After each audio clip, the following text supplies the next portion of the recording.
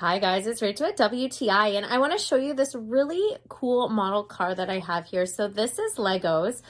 They're kind of a different type of Lego. They're a little bit smaller. They have unique pieces, but these are collector cars. So we love to build these.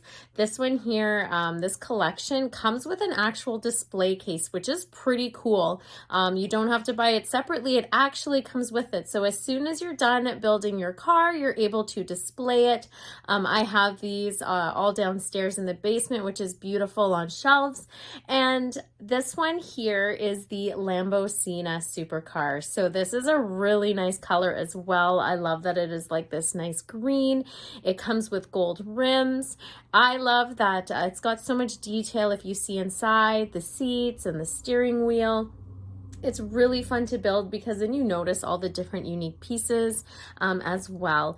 And I really love, it's got the details of all the different stickers. So if you're good at putting on stickers, it looks amazing. And as soon as it's in the display case, you get to look at this beautiful car and have a wonderful collector's edition if you do like to collect these. And if you do like to build Legos, it's super fun to have, but that's just my point of view.